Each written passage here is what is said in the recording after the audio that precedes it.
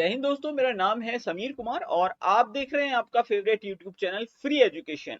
आज का video session बहुत ज्यादा इंपॉर्टेंट होने वाला है क्योंकि मोस्ट इंपॉर्टेंट 100 एमसीक्यू कवर करेंगे इकोनॉमिक्स के। ये वो क्वेश्चन है जो हमेशा आपके एग्जाम्स में रिपीटेटिव फॉर्म में बार बार पूछे जाते रहते हैं। तो चलिए शुरू करते हैं। पहला प्रश्न लेते हैं, सेवा कर यानी सर्विस टैक्स, बिक्री कर यानी कि सेल्स टैक्स, फिर उत्पाद कर है, सीमा शुल्क है, ये सब किस प्रकार की कर श्रेणी में आते हैं? इन्हें प्रत्यक्ष, अप्रत्यक्ष, अधिभार, उपकर क्या कहते हैं? तो इस प्रकार के जो कर होते हैं उन्हें अप्रत्यक्ष कर की श्रेणी में रखा जाता है। बहुत इंपॉर्टेंट है, कई बार ये प्रश्न पूछा गया है। आपको सर्विस टैक्स, आप कहीं रेस्टोरेंट में जाते हैं, खाना वगैरह खाते होंगे, तो आपको सर्विस टैक्स लगा के दे दिया जाता है और आप ध्यान भी नहीं देते हैं, तो ये क्या होता है? अप्रत्यक्ष कर होता है। अगला प्रश्न लेते हैं, व्यक्तिगत आय कर। अब इनकम टैक्स की बात हो रही है, निगम कर हो गया, उपहार कर हो गया, संपत्ति कर हो गया, ब्याज कर हो गया, प्रतिभूति व्यवहार कर हो गया। ये सभी कर जो है ये किस प्रकार की श्रेणी में आते हैं? तो इन्हें प्रत्यक्ष कर बोला जाता है, क्योंकि अगर आपसे इनकम टैक्स लेना है ना,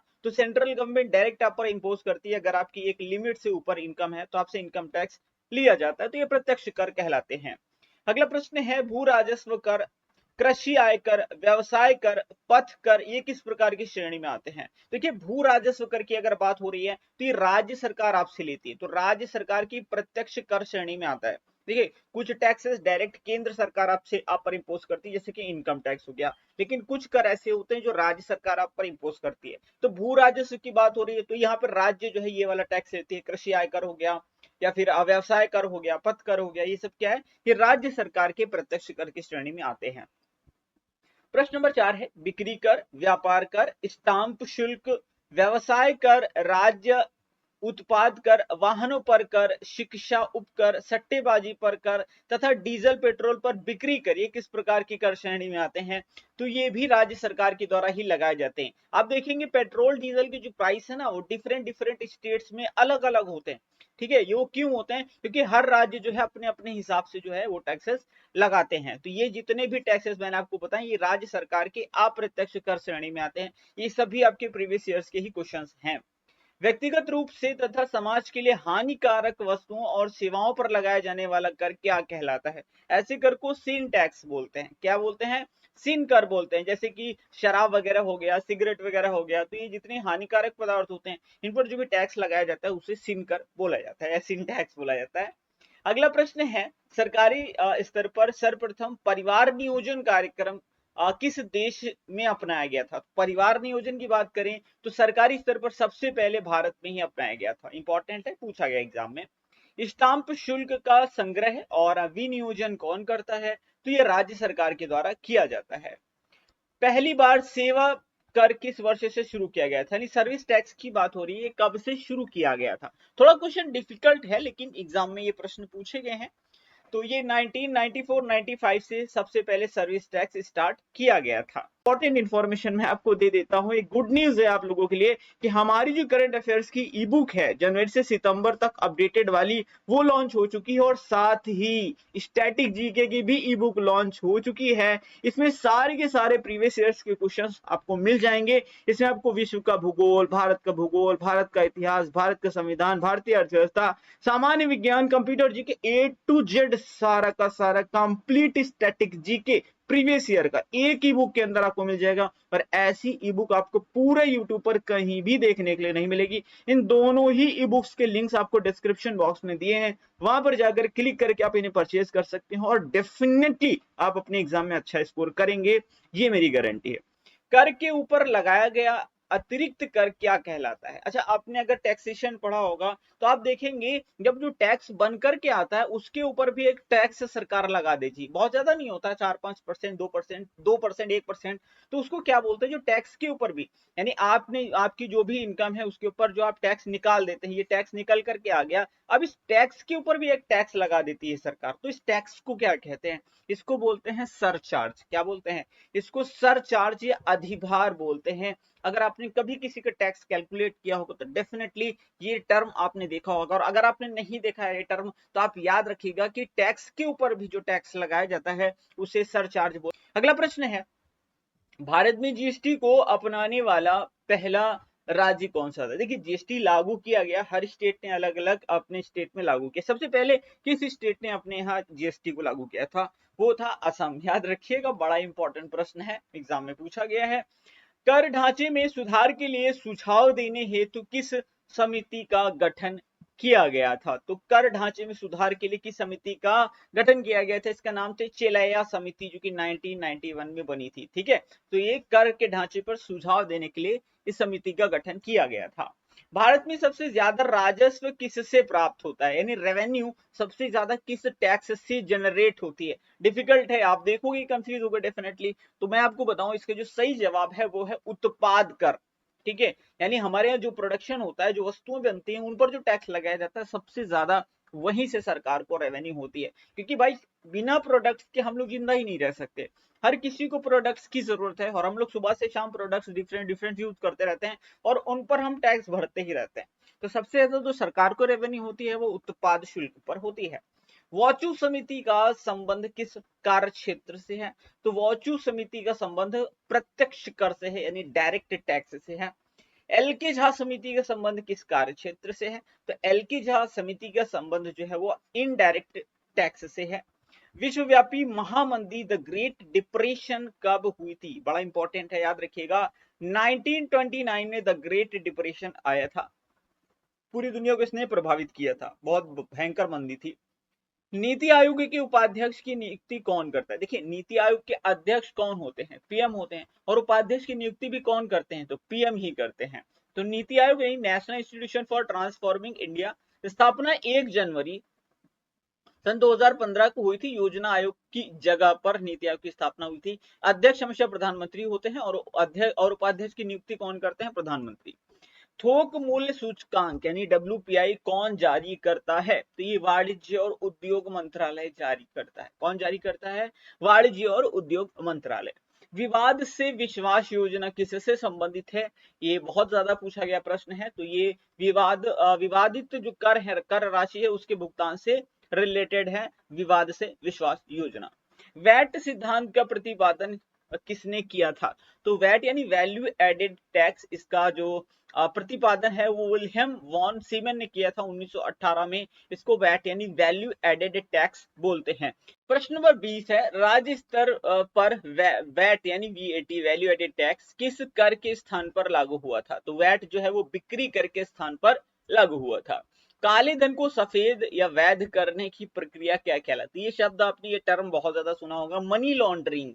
क्या करते हैं मनी लॉन्ड्रिंग में? जो काला पैसा होता है उसको सफेद कर देते हैं। अब काले ऐसा थोड़ी ना कि तो पुताई कर देते हैं पेंट लेके व्हाइट वाला, ठीक है, तो करते क्या, ब्लैक मतलब गैर कानूनी तरीके से उसको कमाते हैं, फिर किसी न किसी विधि से उसको व्हाइट में बदल देते हैं। जैसे आपने वो शिवाजी द बॉस मूवी देखी होगी, उसमें जो शिवाजी होते हैं ना, वो ऐसे कन्वर्ट करते, क्या कौन, रजनीकांत, ठीक है, आप देखना तो उसमें काफी अच्छा दिखाया गया।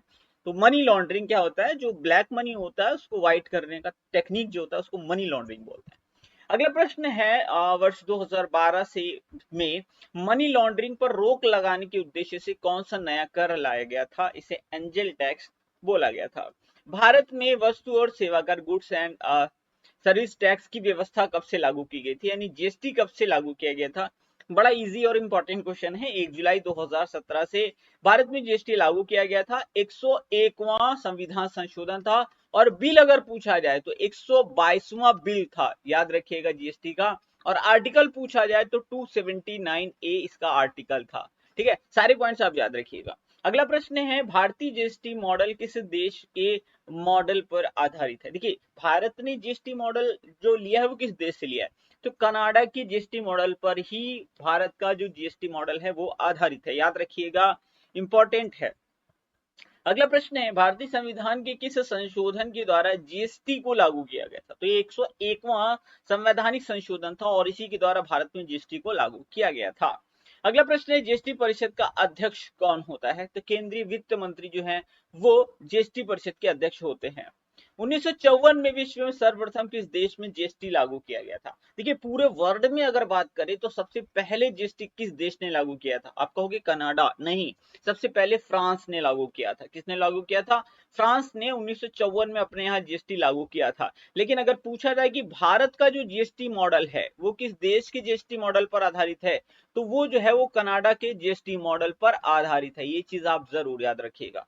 अगला प्रश्न है, जीएसटी परिषद में सम्मिलित कुल सदस्यों की संख्या कितनी थी? 33 थी। कितनी थी? 33 थी। एग्जाम में पूछा गया है, बहुत डिटेल में नहीं जाऊंगा, इतना याद रखिएगा, 33 थी। भारत में जीएसटी को पारित करने वाला पहला राज्य कौन सा था? असम। असम जो था भारत में जीएसटी को पारित करने वाला पहला स्टेट था। भारत में जीएसटी किस समिति की सिफारिश पर लागू किया गया था? बड़ा ही इंपॉर्टेंट क्वेश्चन है। समिति का नाम है विजय केलकर समिति। क्या नाम है? विजय केलकर समिति। जीएसटी पंजीकरण के कुल कितने अंक है? देखिए एग्जाम में पूछा जाता है कि जो जीएसटी IN होता है इसका फुल फॉर्म क्या होता है? तो goods and service tax identification number क्या होता है? Goods and service tax identification number. अब कुछ लोग इसको जो है अगर ऐसा आ जाता है GSTN और हो जाते हैं लोग कंफ्यूज। ये क्वेश्चन आया था FCI के एग्जाम में, पूछा गया था GSTN में N क्या होता है? तो यहाँ तो आइडेंटिफिकेशन नंबर होता है, लेकिन ये होता है goods and service tax network. तो GSTN में N जो होता है वो नेटवर्क होता है, याद रखना, FCI के एग्जाम में पूछा गया था इसलिए बता रहा हूँ। बात अगर यहाँ करते GSTIN में कितने नंबर होते हैं, तो 15 अंक होते हैं। कितने अंक होते हैं GSTIN? ये 15 अंक होते हैं, याद रखिएगा। ये क्वेश्चंस बहुत ज्यादा पूछे गए। याद कैसे रख पाओगे? याद रख सकते हो कैसे? आपका जो आधार होता है ना, आधार में कितने नंबर होते हैं? 12 होते हैं। 3 जोड़ दोगे आप, सीधे जीएसटी के नंबर आपको मिल जाएगा। ऐसे याद रख सकते हो, कंफ्यूज नहीं होगे आप। अगला प्रश्न है, GSTN में N से तात्पर्य है। ये FCI का क्वेश्चन मैंने आपको दे दिया, ठीक है, क्वेश्चंस पूछे जाते हैं। तो अब ऐसी ऑप्शन दिया है, नंबर है, नेटवर्क है, नेटवर्थ है, न्यू है। तो GSTN में N का जो फुल फॉर्म होता है वो होता है goods and service tax network. तो ये नेटवर्क होता है। अगला प्रश्न है, जीएसटी दिवस कब मनाया जाता है? अब जीएसटी कब पारित हुआ था? तो आपको पता है 1 जुलाई सन 2017 को जीएसटी पारित हुआ था। तो हर साल 1 जुलाई को ही जीएसटी दिवस मनाया जाता है। अगला प्रश्न है, जीएसटी की चोरी करने में कितने साल की सजा का प्रावधान है? अगर कोई जीएसटी की चोरी करता है तो उसे 5 साल की सजा हो सकती है। कितने साल की सजा का प्रावधान है? 5 साल की। भारत संविधान के किस अनुच्छेद के तहत जीएसटी परिषद का गठन किया गया था? कौन सा आर्टिकल था? मैंने बताया था 279A। बहुत बार एग्जाम में पूछा गया है। जीएसटी के कितने प्रकार हैं? ये भी पूछा गया है। तो जीएसटी के 3 प्रकार हैं। अब आप कहेंगे सर कौन कौन से हैं? तो मैं आपको बताऊंगा, CGST, SGST और IGST। CGST मतलब कि सेंट्रल जीएसटी, SGST मतलब कि स्टेट जीएसटी, IGST मतलब कि इंटीग्रेटेड जीएसटी यानी कि गुड्स एंड सर्विस टैक्स। प्रश्न नंबर 37 है, वार्षिक वित्तीय विवरण यानी एनुअल फाइनेंशियल स्टेटमेंट, इसको बजट भी बोलते हैं, इसका उल्लेख संविधान के किस अनुच्छेद में है? अगर खाली बजट लिख देता ना तो मैं कहता बजट का उल्लेख है ही नहीं संविधान में, क्योंकि सच में संविधान में बजट जैसा शब्द नहीं है। वो जो दिया गया है वो लिखा हुआ है वार्षिक वित्तीय विवरण यानी एनुअल फाइनेंशियल स्टेटमेंट, इसे ही हम बजट के नाम से जानते हैं। तो इसका जो उल्लेख है किस आर्टिकल में है? तो वो है 112, आर्टिकल नंबर 112 में। 110 भी आप याद रखिएगा, एग्जाम में बहुत पूछा जाता है। इसमें धन विधेयक का उल्लेख किया गया है। ठीक है, हम बात बजट की कर रहे थे, तो बजट का उल्लेख 112 नंबर आर्टिकल में है। भारत में बजट प्रणाली की शुरुआत करने का श्रेय किस वायसराय को दिया जाता है? थोड़ा सा डिफिकल्ट क्वेश्चन है, लेकिन एग्जाम में पूछा गया है। लॉर्ड कैनिंग को दिया जाता है भारत में बजट की शुरुआत करने का, बजट प्रणाली की शुरुआत करने का श्रेय दिया जाता है लॉर्ड कैनिंग को, यानी ये वायसराय थे। भारत में प्रथम बजट कब प्रस्तुत किया गया था? आप कहोगे सर आप तो बहुत पीछे चले गए, 1800 में चले गए। जी हाँ, 18 फरवरी सन 1860 को भारत में पहला बजट पेश किया गया था। और किसने पेश किया था उसके बारे में आगे हम चर्चा करेंगे। भारत की प्रथम पूर्णकालिक महिला वित्त मंत्री कौन है? तो ये है निर्मला सीतारमण। याद रखिएगा, पूर्णकालिक महिला वित्त मंत्री कौन है? निर्मला सीतारमण। अगला प्रश्न है, केंद्रीय वित्तीय बजट संसद में किसके द्वारा पेश किया जाता है? तो वित्त मंत्री के द्वारा ही बजट पेश किया जाता है संसद में। प्रश्न नंबर 42 है, भारतीय बजट व्यवस्था का जनक किसे माना जाता है? मैंने आपको पीछे बताया था कि ऐसा प्रश्न मैं आपको आगे बताने वाला हूं। तो ये जो बजट व्यवस्था का जनक भारत में मानते हैं वो जेम्स विल्सन को मानते हैं। एग्जाम में कई बार पूछा गया है तो इनका नाम जरूर याद रखिएगा। तो देखिए कुछ बातें मैं आपको बताऊंगा। जैसे जेम्स विल्सन की बात करेंगे तो इन्होंने 1860 में प्रथम बजट भारत में पेश किया था और बजट प्रणाली का जनक बोलते हैं भारत में इन्हें। और उस समय जो जब बजट पेश किया गया था तो जेम्स विल्सन जो थे ये वित्त मंत्री हुआ करते थे ब्रिटिश सरकार के। अगर स्वतंत्र भारत का प्रथम बजट पूछा जाए तो आप बताइए 26 नवंबर 1947 को पेश किया गया था आर के शनमुखम शेट्टी के द्वारा। ये याद रखिएगा किसने पेश किया था, तो आर के शनमुखम शेट्टी ने पेश किया था। और गणतंत्र भारत का प्रथम बजट 28 फरवरी 1950 को जॉन मथाई के द्वारा पेश किया गया था। इतनी चीजें आप जरूर याद रखिएगा। अगला प्रश्न है, बजट शब्द का अर्थ क्या होता है? इसका मतलब होता है चमड़े का थैला। क्या होता है? चमड़े का थैला। भारत में शून्य आधारित बजट सर्वप्रथम किसने प्रस्तुत किया था? तो देखिए जीरो बेस्ड बजट बोलते हैं इसे, और भारत में सबसे पहले इसे राजीव गांधी की सरकार में सन 1987 में पेश किया गया था।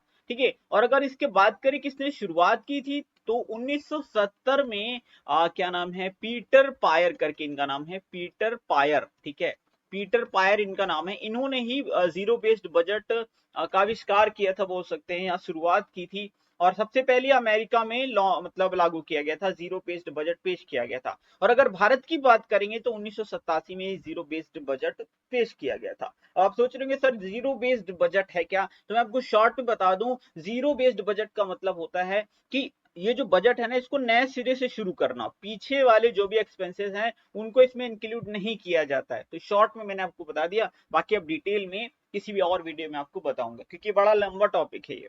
अगला प्रश्न है, राजकोषीय घाटे की अवधारणा किस समिति ने प्रस्तुत की थी? तो राजकोषीय यानी फिस्कल डेफिसिट की का जो कॉन्सेप्ट है वो सुखमय चक्रवर्ती समिति के द्वारा सन 1985 में प्रस्तुत किया गया था। रेल बजट को आम बजट के साथ प्रस्तुत करने की अनुशंसा किस समिति ने की थी? तो ये विवेक देवराय समिति थी। और वर्ष 2016 से रेल बजट को और आम बजट को एक साथ प्रस्तुत किया जाना लगा था। तो 2016 से याद रखिएगा किसने किया था सबसे पहले, मतलब समिति कौन सी? विवेक देवराय समिति। भारत में सर्वाधिक बार बजट पेश करने वाले वित्त मंत्री कौन है? मोरारजी देसाई। सबसे ज्यादा इन्होंने ही अभी तक बजट पेश किया है, 10 बार इन्होंने बजट पेश किया। भारत में इस आर्थिक समीक्षा को तैयार करने के लिए कौन उत्तरदायी, यानी इकोनॉमिक सर्वे जो आता है बजट के पहले वो कौन पेश करता है? तो वो वित्त मंत्री। ठीक है, इसके लिए कौन उत्तरदायी है? वित्त मंत्री। सरकार की आय व्यय ऋण करारोपण इनसे संबंधित जो क्रियाएं हैं वो क्या कहलाती हैं? उसे बोलते हैं फिस्कल पॉलिसी, यानी कि राजकोषीय नीति बोला जाता है।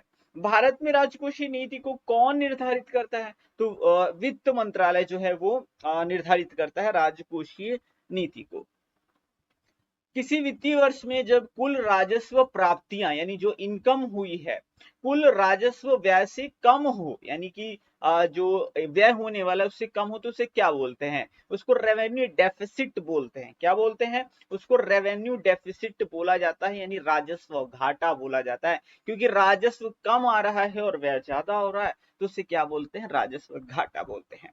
अगला प्रश्न है, प्रभावी राजस्व घाटा किसके द्वारा प्रस्तुत किया जाता है? तो लोक लेखा समिति के द्वारा यह प्रभावी राजस्व घाटा प्रस्तुत किया जाता है। वित्तीय वर्ष 1973-74 के लिए पेश किए गए आम बजट को क्या कहा जाता है? इसे ब्लैक बजट के नाम से जाना जाता है क्योंकि उस वक्त आर्थिक दशा जो थी बहुत ही ज्यादा खराब थी, इसलिए उस जो बजट पेश किया गया था उस दौरान उसे ब्लैक बजट बोला गया। शून्य आधारित बजट यानी जीरो बेस्ड बजट को अन्य किस नाम से जाना जाता है? इसे सनसेट बजट के नाम से भी जाना जाता है। एग्जाम्स में कई बार प्रश्न पूछा गया है। वर्ष 1948-49 की बजट में पहली बार अंतरिम शब्द यानी एंटरिम जो वर्ड है इसका प्रयोग किसने किया था? तो इसका प्रयोग किया था आर के शनमुखम शेट्टी ने। भारतीय संविधान में कृषि को किस सूची के अंतर्गत रखा गया है? देखिए सूची सातवीं जो सूची अनुसूची होती है, सातवीं जो अनुसूची होती है उसमें तीन तरह की सूचियां हैं, एक राज्य सूची, एक संघ सूची, एक संवर्ती सूची है। राज्य सूची में राज्य के विषय, संघ सूची में संघ से रिलेटेड विषय, समवर्ती सूची में राज्य और केंद्र दोनों के ही विषय आते हैं। अगर बात करें तो कृषि ये किस सूची के का विषय है, तो ये राज्य सूची का विषय है। अच्छा, एक विषय बहुत पूछा जाता है सबसे ज्यादा एग्जाम में, शिक्षा। तो शिक्षा जो है वो समवर्ती सूची का विषय है। 1 हेक्टेयर से कम कृषि भूमि जो है क्या कहलाती है, इसे सीमांत जोत बोला जाता है। देखिए, जब भूमि 1 हेक्टेयर से कम हो तो उसे सीमांत जोत बोला जाता है, लेकिन अगर भूमि 1 हेक्टेयर से ज्यादा हो और 2 हेक्टेयर से कम हो तो उसे लघु जोत बोला जाता है। और भूमि जब 10 हेक्टेयर से ज्यादा होती है तो उसे वृहद जोत बोला जाता है, वृहद किसान भी बोलते हैं। ठीक है, मतलब ये जोत के हिसाब से देखोगे तो उसको जोत बोलेंगे, किसान के हिसाब से बोलोगे तो सीमांत किसान हो जाएगा, लघु किसान हो जाएगा, वृहद किसान हो जाएगा। इस तरह से याद रखिएगा। मोस्टली सीमांत जोत या सीमांत किसान पूछा जाता है कि 1 हेक्टेयर से कम जिस किसान के पास है उसे क्या बोलेंगे, तो आप बोलोगे सीमांत किसान बोलेंगे। मौसम आधारित फसल बीमा योजना सर्वप्रथम किस राज्य द्वारा लागू की गई थी, तो मौसम आधारित जो फसल बीमा योजना है वो लागू की गई थी कर्नाटक की सरकार के द्वारा। राष्ट्रीय खाद्य सुरक्षा मिशन किस वर्ष प्रारंभ किया गया था, तो खाद्य सुरक्षा मिशन जो है 2007-8 से प्रारंभ किया गया था। राष्ट्रीय चावल शोध संस्थान कहाँ है, बहुत बार एग्जाम में पूछा गया है, कटक में है। कहाँ, कटक। कटक कहाँ है, तो ओडिशा में है। कटक कहाँ है, ओडिशा में है। अगला प्रश्न है, भारतीय गन्ना प्रजनन संस्थान कहाँ स्थित है, तो ये कोयम्बटूर में स्थित है। भारतीय डेयरी अनुसंधान संस्थान कहाँ है, ये है हरियाणा में। हरियाणा में कहाँ, करनाल में है। एग्जाम में सारे प्रश्न रिपीट हो चुके हैं। केंद्रीय कॉफी अनुसंधान कहाँ है, तो ये है कुर्ग। कुर्ग कर्नाटक में। कहाँ, कर्नाटक में। राष्ट्रीय जैव उर्वरक विकास केंद्र कहाँ पर है, तो ये गाजियाबाद में है, यूपी में है। पशु चिकित्सा और जीव विज्ञान संस्थान कहाँ पर स्थित है, तो ये बेंगलुरु में स्थित है।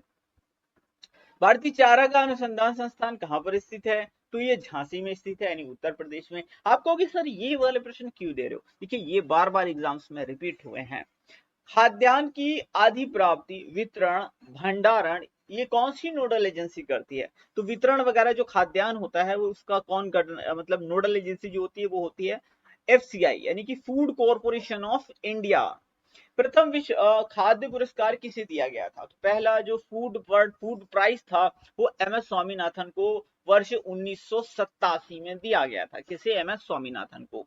भारत में प्रथम औद्योगिक नीति की घोषणा किसके द्वारा की गई थी, तो श्यामा प्रसाद मुखर्जी के द्वारा 6 अप्रैल सन 1948 में पहली औद्योगिक नीति की घोषणा की गई थी। अगला प्रश्न है, भारत में लघु स्तर का मुख्य उद्योग कौन सा है, इसे हथकरघा उद्योग या फिर हैंडलूम इंडस्ट्री के नाम से जाना जाता है। यही जो है लघु स्तर का मुख्य उद्योग है। बीएसएनएल यानी भारत संचार निगम लिमिटेड, इसकी शुरुआत कब हुई थी, तो वर्ष 2000 में इसकी शुरुआत हुई थी, बीएसएनएल। ठीक है। भारत की सिलिकॉन वैली किस शहर को कहा जाता है, तो बेंगलुरु को सिलिकॉन वैली के नाम से जाना जाता है। उदारीकरण, निजीकरण, भूमंडलीकरण, इसको एलपीजी बोलते हैं। ठीक है, क्या बोलते हैं, LPG, liberalisation, privatisation and globalisation. Liquid petroleum gas की, लिक्विफाइड पेट्रोलियम गैस की बात नहीं कर रहा हूँ।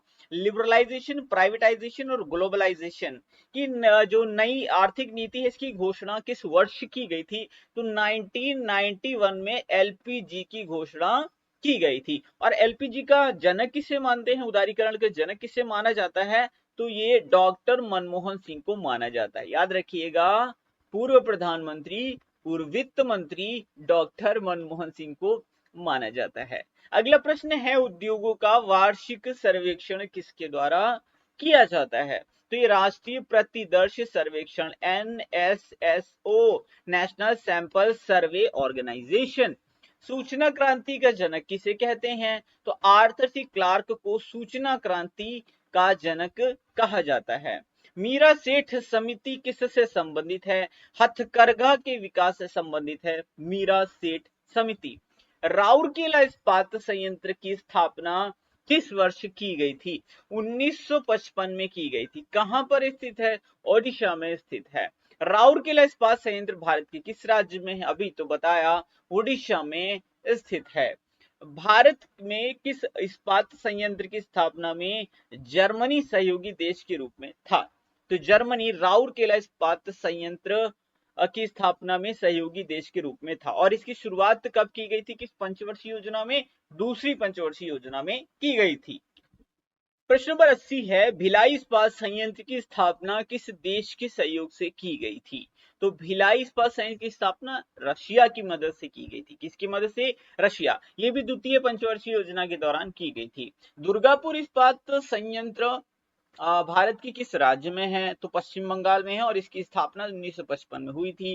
दुर्गापुर इस्पात संयंत्र किस देश की सहयोग से हुई थी, तो इसकी स्थापना ब्रिटेन के सहयोग से हुई थी और ये भी दूसरे पंचवर्षीय योजना में हुई थी।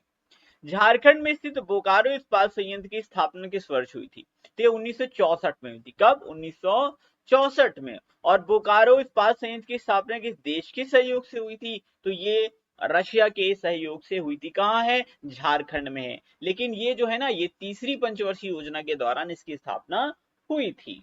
ग्रामीण क्षेत्रों में कितनी कैलोरी प्राप्त न कर सकने वाले व्यक्ति को निर्धनता रेखा से नीचे माना जाता है। देखिए, लकड़वाल समिति ने जो है गरीबी यानी जो बीपीएल होता है, बिलो पॉवर्टी लाइन, उसकी माप की थी। तो किस किस बेस पर की थी, तो कैलोरीज के बेस पर की थी। तो कौन व्यक्ति बीपीएल यानी बिलो पॉवर्टी लाइन गरीबी रेखा के ऊपर होगा और कौन नीचे होगा, तो ये चीज डिसाइड की गई कैलोरीज के हिसाब से। तो ग्रामीण क्षेत्रों में अगर कोई व्यक्ति 2400 कैलोरी से नीचे प्राप्त करता है पर डे, तो उसे बीपीएल कैटेगरी में रखा जाएगा। ठीक है, लेकिन देखिए क्या ग्रामीण क्षेत्रों में तो 2400 कैलोरी है, लेकिन अगर शहरी क्षेत्रों में पूछा जाए कितनी कैलोरी प्राप्त ना कर सकने वाले व्यक्ति को बीपीएल रेखा के नीचे माना जाता है, तो ये 2100 कैलोरी होगा। याद रखिएगा, बड़ा इंपॉर्टेंट क्वेश्चन है, ये बहुत बार एग्जाम में पूछा गया है। कौन सी समिति गरीबी रेखा की माप से संबंधित है, तो ये लकड़वाल समिति है, इसने ही गरीबी रेखा की माप की थी। वर्तमान समय में भारत में गरीबी रेखा का निर्धारण किसके द्वारा किया जाता है। अगर प्रेजेंट टाइम की बात करें तो ये नीति आयोग यानी national institution for transforming India, तो नीति आयोग के द्वारा किया जाता है। प्रश्न नंबर 89 है, बड़ा इंपॉर्टेंट क्वेश्चन है, ये बहुत बार एग्जाम में पूछा गया है, थोड़ा डिफिकल्ट है, लोग इसके जवाब नहीं दे पाते, लेकिन आप ध्यान से देखिएगा। आय के वितरण की विषमता की माप की सर्वाधिक प्रचलित विधि कौन सी है, यानी कि आय में कितना ज्यादा विषमता है भारत में, ये चीज कैसे आप जानोगे, या किसी भी देश में। देखिए, इस तरह से आपको दिया होता है, ठीक है, ये मान लो एक फिक्स्ड इनकम है, और अगर ये जो है ना, ये एक आम इंसान की आय होती है, क्या होती है, आम इंसान की आय, यानी इस रेखा से ये वाला कर्व जितनी दूर होगा, मतलब कि विषमता उतनी ही ज्यादा होगी। अब भारत में देखेंगे ना, तो भारत में विषमता बहुत ज्यादा है, यानी अमीर अमीर होता जा रहा है, गरीब गरीब होता जा रहा है। ये जो सारी चीजें हैं ना, वो इस गिनी गुणांक के द्वारा ही बताई जाती हैं। समझ गए शॉर्ट में। चलिए बढ़े आगे। प्रश्न नंबर 90 है। अब गिनी गुणांक की बात हमने की है, तो गिनी गुणांक को किसने विकसित किया था, तो इनका नाम है कोरेडो गिनी। इन्होंने 1912 में गिनी गुणांक को विकसित किया था। बंधुआ मजदूरी उन्मूलन अधिनियम कब पारित किया गया था, 1975 में। आप कुछ लोगों को शायद ना पता हो बंधुआ मजदूरी क्या होती है। बंधुआ मजदूरी का मतलब होता है किसी व्यक्ति से जबरन काम करवाना, जबरदस्ती काम। तो वो आपके घर पूरा करेगा, पूरा दिन काम करेगा, पूरी मेहनत से काम करेगा, लेकिन उसे पैसे बिल्कुल नहीं दिए जाएंगे, इसे बोलते हैं बंधुआ मजदूरी। पहले के लोग ऐसा काफी ज्यादा करवाया करते थे, जबरदस्ती गांव से लोगों को उठा लाते थे, जो इन्फ्लुएंशियल लोग होते थे, और जो गरीब लोग होते थे उनसे जबरदस्ती काम करवाया जाता था और उन्हें पैसे भी नहीं दिए जाते थे, इसे बंधुआ मजदूरी बोला जाता था। अगला प्रश्न है, भारत में परिवार नियोजन कार्यक्रम किस वर्ष प्रारंभ किया गया था, तो परिवार नियोजन कार्यक्रम जो है वर्ष 1952 में प्रारंभ किया गया था। अत्यधिक कुपोषण के कारण किस राज्य को भारत का इथोपिया कहा जाता है, बड़ा इंपॉर्टेंट प्रश्न है, एग्जाम में पूछा जा चुका है। तो मध्य प्रदेश को भारत का इथियोपिया कहा जाता है। क्वेश्चन नंबर 94 है, राष्ट्रीय ग्रामीण स्वास्थ्य मिशन किस पंचवर्षीय योजना में प्रारंभ किया गया था, तो राष्ट्रीय ग्रामीण स्वास्थ्य मिशन की शुरुआत जो है वो 10th पंचवर्षीय योजना के दौरान की गई थी। अब आप बताइएगा कि 10वीं पंचवर्षीय योजना का कार्यकाल कब से कब तक था। क्यों, क्योंकि मैंने आपको पंचवर्षीय योजना के बारे में प्रीवियस वीडियोस में बहुत डिटेल में बताया हुआ है, तो टाइम पीरियड जरूर लिखिएगा। अगला प्रश्न है, भारतीय संविधान सरकार को किस अनुच्छेद के अंतर्गत सार्वजनिक बजट बनाने की आधिकारिकता प्रदान करता है, यानी बजट किस आर्टिकल में आता है। इतना घुमा फिरा के पूछने की जरूरत नहीं थी, लेकिन ऐसे प्रश्न आपको एग्जाम में देखने के लिए मिलते हैं, इसलिए मैंने आपको घुमा फिरा के दिया। बजट 112 में आता है, धन विधेयक 110 में आता है। मध्याह्न भोजन यानी मिड डे मील, आपने योजना का नाम जरूर सुना होगा, मिड डे मील योजना, ठीक है।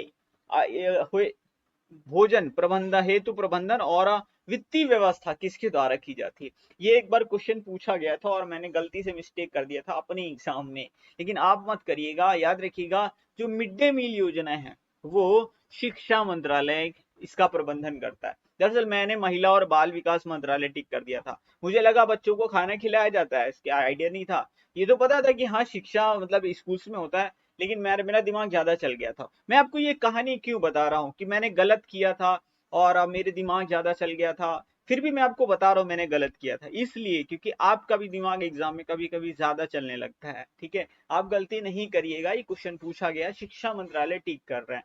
कोई अगर अपना एक्सपीरियंस शेयर करता है, भले वो बैड एक्सपीरियंस हो, लेकिन उससे भी आप कुछ ना कुछ अच्छा जरूर सीखिएगा, ठीक है। तो इसका जो करेक्ट आंसर है वो शिक्षा मंत्रालय हो जाएगा। अगला प्रश्न है, भारत के अक्षय पात्र फाउंडेशन का संबंध किसके वितरण से है।